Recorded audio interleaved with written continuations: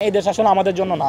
এই দেশে টিকটক করবে, এই দেশকে সহসভাপতি হবে, ছিনতাইকারী হবে, ছিনতাইকারী পর্যন্ত আমাদের চেয়ে সেফ। তাদেরকে কিন্তু পুলিশ মারে না, আমাদেরকে মারে। পুলিশ কিন্তু ছিনতাইকারী ধরতে পারে না, ধরে কাদের জানেন? আমাদের মতো করে। আমরা তো পিকেটিং করি না, ছুরি মারি না, আমাদেরকে মারতে গেলে ওনাদের ভয় লাগে না, কিন্তু ছিনতাইকারী ধরতে গেলে উনি বলে যে না, আমার লাইফ রিস্ক আছে। তো ওরাই সেফ, বাংলাদেশে ওরাই রাজা, আমরা সবাই প্রজা। যারা এখানে ইনোসেন্ট, যারা জেন্টাল পাবলিক, যারা সিটিজেনশিপ বুঝে, তারা বাংলাদেশে হচ্ছে প্রজা।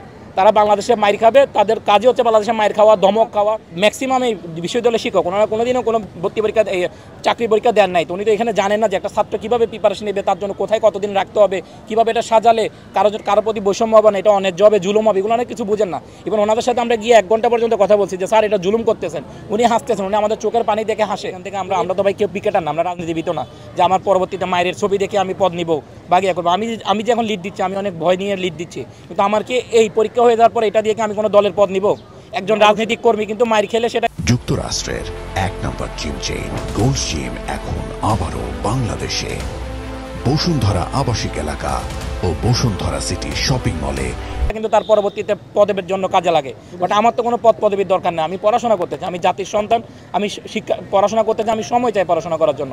তো এই ক্ষেত্রে আমাদের যারা মাইর খেয়েছে তারা সবাই এখান থেকে পালাই চলে গেছে, কারণ এখানে কোনো ছেলে পিকেটার না, কোনো ছেলে কিন্তু উশৃঙ্খল না, এরা সবাই পড়াশোনা করে, এরা সবাই মেধাবী ছেলে। তো এদেরকে যদি একটু কেউ ধমক দেয় তাও পালিয়ে যায়। তারপরেও অনেক মাইর খাইছে, এরপর অনেকজন এখান থেকে হারাই গেছে, আমরা খুঁজে পাই নাই। অনলাইনের মাধ্যমে অনেকে ভয় নিজে আর পরিচয় দিচ্ছে না।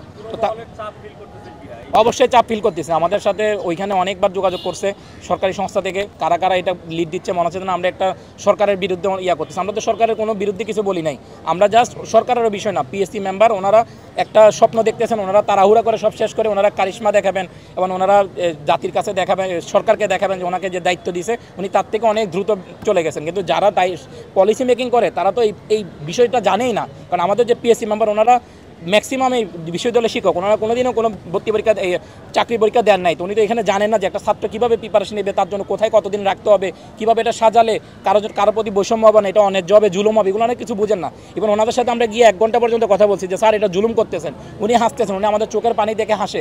তো এরকম শিক্ষক, এরকম যদি একটা অমানবিক শিক্ষক, যদি এতগুলো একটা কর্ম কমিশন হচ্ছে বাংলাদেশের যে আমাদের বেকার সমস্যা সমাধানের জন্য কর্ম কমিশন রাখা হয়েছে। আপনাদেরকে আগেও বলেছি, বাংলাদেশে বর্তমানে সরকারি হিসেবে 27 লাখ বেকার আছেন এবং বেসরকারি হিসেবে 63 লাখ বেকার আছেন। এই বেকাররাই কিন্তু দেশের এখন যে আমাদের যে পপুলেশন ডিভিডেন্ড এটার কাজ করতেছেন, এই বেকাররাই কিন্তু দেশের অর্থনীতির চালিকা শক্তি। তো আমরাই কিন্তু পড়াশোনা করে কিছু না কিছু একটা করার চেষ্টা করি, আমরাই মেধা। আর আমাদের মুরব্বীরা এই রেডিমেড দেশটাকে ওনারা পরিচালনা করেন। তো আমাদের মুরব্বীরা আমাদেরকে নিয়ে পলিসি করেন, কিন্তু কখনো ওনারা আমাদের মতো করে চিন্তা করেন না। আমাদের জেনারেশনে বা আমাদের যে প্রবলেম, আমাদের যে সিদ্ধান্তটা নিচ্ছে, সিদ্ধান্তটা কি বাস্তবসম্মত হচ্ছে, বা আমরা কি আদৌ ওই সিদ্ধান্তটা সঠিক নিচ্ছি, বা এই ন্যায্য হচ্ছে নাকি, এখানে কোথাও আমাদের কার প্রতি বৈষম্য হচ্ছে, কার প্রতি জুলুম হচ্ছে, এই জিনিসটা ওনারা রিভিউ করতে চান না। ওনারা এতটাই অ্যারোগেন্ট যে ওনারা যেটা বলবেন সেটাই। মানে আমি দেশের কোনো আমলেই, আমি তো এই দেশে অনেকদিন আছি, কোনো আমলে কোনো পরিবর্তন দেখিনি। যখন যে চেয়ারে বসছে সে রাজা, আর বাকি যারা তার পেছনে কথা শুনবে তারা সবাই প্রজা। ব্যাপারটা সবসময় এরকম ছিল।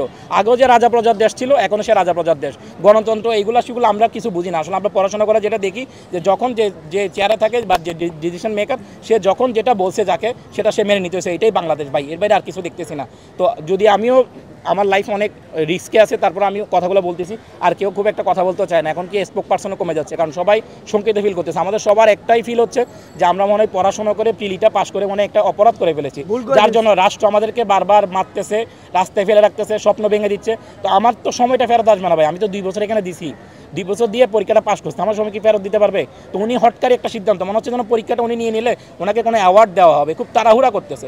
বাট এই যে 3-4 হাজার ছেলের যে নতুন শিক্ষার্থী যারা আছেন, তাদের তো একটা পরিবার আছে, তাদের একটা সমাজ আছে, আমাদের তো সমাজে মুখ দেখাতে হবে। আমার বন্ধু আমাকে কদিন পর জিজ্ঞেস করবে তুই না প্রিলি পাস করলি, তারপর কি হলো? তো আমি তো ওরে বলতে পারবো না যে এই সরকার, এই যে পিএসসি, এই যে অনভিজ্ঞ হটকারী সিদ্ধান্ত নেওয়া পিএসসি, তার এই হটকারী এবং তার এই নির্বোধের মতো করে একটা আচরণ আমার স্বপ্নটাকে ভেঙে আমাকে বাসায় পাঠিয়ে দিছে। তো আমার তো এইখানে মন ভেঙে গেছে। আমার এখন মাঝে মাঝে মনে হয় কে যদি আমাকে নিয়ে অন্য একটা দেশে একটা নাগরিকত্ব দিত, আমি হয়তো এই দেশ থেকে চলে যেতাম, কারণ এই দেশ আসলে আমাদের জন্য না। এই দেশে টিকটক করবে, এই দেশকে সহসভাপতি হবে, ছিনতাইকারী হবে, ছিনতাইকারী পর্যন্ত আমাদের চেয়ে সেফ। তাদেরকে কিন্তু পুলিশ মারে না, আমাদেরকে মারে। পুলিশ কিন্তু ছিনতাইকারী ধরতে পারে না, ধরে কাদের জানেন? আমাদের মতো করে। আমরা তো পিকেটিং করি না, ছুরি মারি না, আমাদেরকে মারতে গেলে ওনাদের ভয় লাগে না, কিন্তু ছিনতাইকারী ধরতে গেলে উনি বলে যে না, আমার লাইফ রিস্ক আছে। তো ওরাই সেফ, বাংলাদেশে ওরাই রাজা, আমরা সবাই প্রজা। যারা এখানে ইনোসেন্ট, যারা জেন্টাল পাবলিক, যারা সিটিজেনশিপ বুঝে, তারা বাংলাদেশে হচ্ছে প্রজা।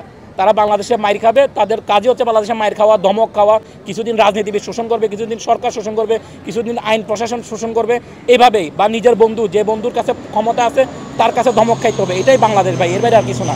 আর আমাদের কিছু তেমন কিছু বলার মতো ভাই মানসিক অবস্থা নাই। আপনারা হয়তো বা আমাদের জায়গায় থাকলে বুঝতেন, তবে আপনাদেরকে অনেক অশেষ ধন্যবাদ। আপনারা অনেক কষ্ট করে আমাদের সাথে